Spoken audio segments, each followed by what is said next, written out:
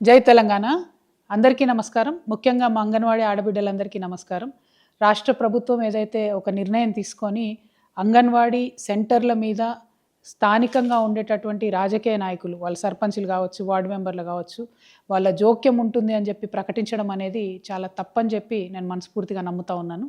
ఎందుకంటే anganwadi already women and child welfare కింద వస్తుంది. ఐసిడిఎస్ అధికారులు కూడా పర్యవేక్షణ నిమిత్తం వస్తూ ఉంటారు. మరి మన ఎంప్లాయీస్ని మనము నమ్మి ఎంప్లాయీ ఫ్రెండ్లీ గవర్నమెంట్గా ఉంటే ప్రజలకు మంచి సేవను ఈ ఉద్యోగులు అందియగలుగుతారు. అంగన్వాడీ పథకం పెట్టినప్పటి నుంచి ఇప్పటి వరకు మన తెలంగాణలో ఉన్న చిన్నపిల్లలకు పౌష్టికాహార లోపం లేకుండా, మన గర్భిణులకు పౌష్టికాహార లోపం లేకుండా ఎంత పనైనా సరే వాళ్ళే వంటలు చేసి పెడుతూ అంగన్వాడీ టీచర్లు కావచ్చు, అంగన్వాడీ హెల్పర్లు కావచ్చు, పని చేస్తూ మన తెలంగాణ సమాజానికి ఒక వెన్నుముక్కగా నిలబడుతూ వచ్చిండ్రు. అటువంటి అంగన్వాడీ ఆడబిడ్డలను అవమానిస్తూ ఈ ప్రభుత్వం ఏదైతే సర్పంచులు, వార్డు మెంబర్లు వాళ్ళందరి పర్యవేక్షణ ఉంటుందని చెప్తున్నారో దాన్ని నేను తప్పుపడతా ఉన్నాను. ఖచ్చితంగా ప్రభుత్వం ఈ నిర్ణయం వెనక్కి తీసుకోవాలి.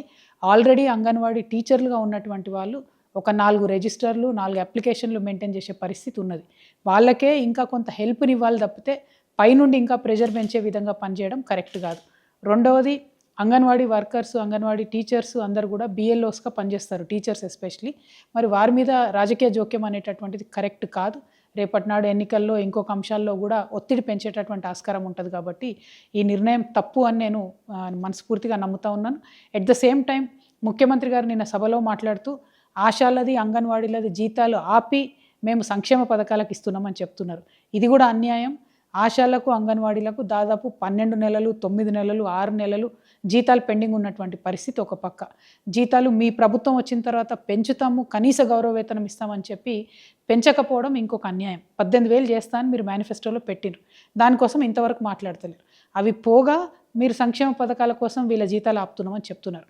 అసలు యాక్చువల్గా చూస్తే ఈ చిరు ఉద్యోగులందరికీ, ఆశాలు కావచ్చు, అంగన్వాడీ కావచ్చు, ఎన్హెచ్ఎం వర్కర్స్ కావచ్చు, ఇంకా అనేక మంది ఈ చిరు ఉద్యోగులు ఎవరైతే కాంట్రాక్టు అవుట్సోర్సింగ్ వ్యవస్థలలో ఉన్నారో వాళ్ళందరికీ ప్రభుత్వ పథకాలు లభించేలాగా, ప్రభుత్వ పథకాలు వర్తించేలాగా చేయాల్సింది పోయి వాళ్ళ జీతాలు కట్ చేసి సంక్షేమ పథకాలు ఇస్తామనడం శుద్ధ అన్యాయం.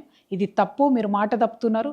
మీరు మేనిఫెస్టోలో ఇచ్చిన విధంగా అంగన్వాడీలకు తక్షణమే జీతం పెంచాలి, సర్పంచ్లు రాజకీయ జోక్యం లేకుండా మరొకసారి జీవోను సవరించాలని డిమాండ్ చేస్తున్నాను. Thank you. జై తెలంగాణ.